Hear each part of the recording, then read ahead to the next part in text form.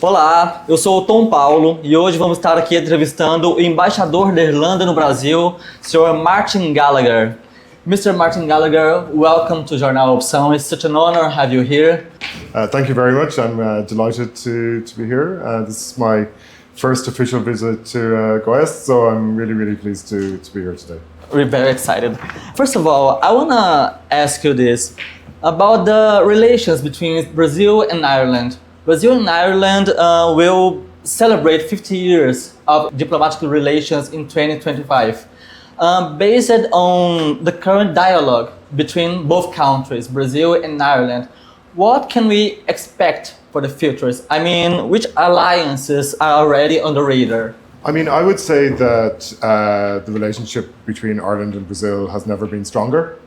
I think over the last 50 years, we sort of started out low, shall we say, but we've really built that relationship over the 50 years. Yeah. 25 years ago, we opened our embassy in Brasilia. And then 10 years ago, we opened a consulate general in Sao Paulo. And Brazil is the only country in Latin America where we have two missions in the same only country. One? Yeah. Oh. And I think that really underlines the strength of commitment from Ireland to engage with Brazil, and the recognition we have of Brazil as such an important player, not just in this region, but globally. This year we had the first visit by a Brazilian foreign minister to Ireland with the visit of Foreign Minister Vieira, and that was a really excellent opportunity as well for the minister to dialogue with our own Minister for Foreign Affairs and with other political leaders, business leaders, and of course with the growing, extremely vibrant Brazilian community in Ireland. Oh, that's great. And Ambassador, you previously served as Ireland permanent representative to the United Nations, right?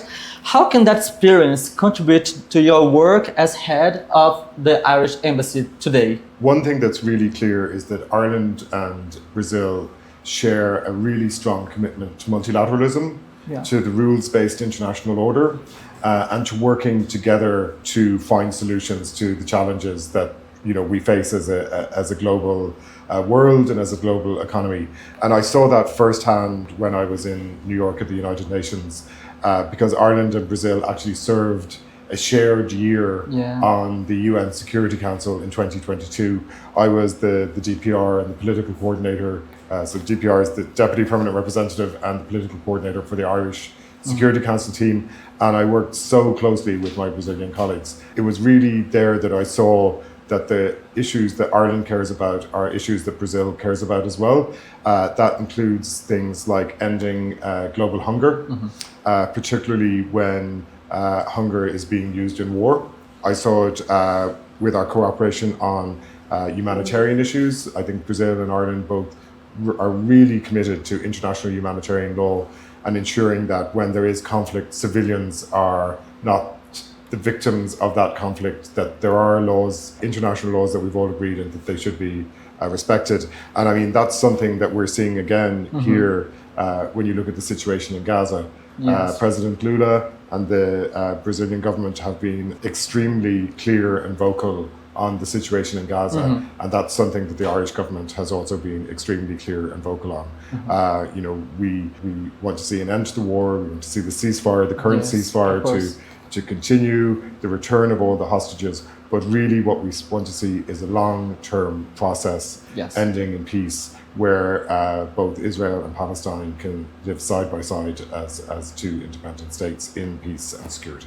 Yeah, it's a very tough situation, right? I want to ask you this. You just met the governor, Ronaldo Caiado, right? So how was this meeting? I mean, it was a really great meeting. One of the reasons we came to Goiás is because it actually has a very strong connection with Ireland. At the end of the 90s, there was a meat factory in Annapolis that closed down.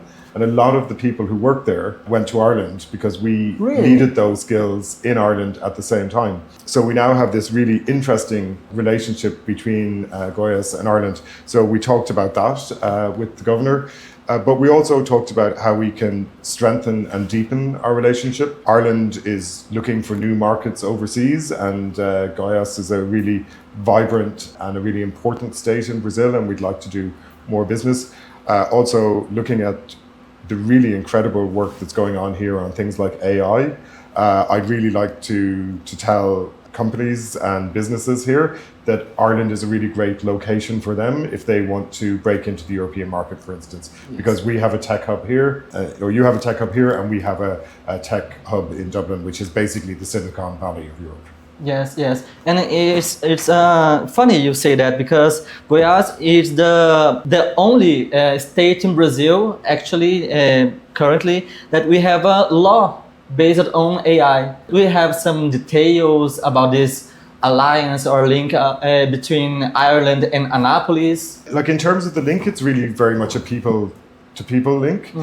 So there's a town in rural Ireland called Gort in County Galway, which is the neighbouring county to where I come from.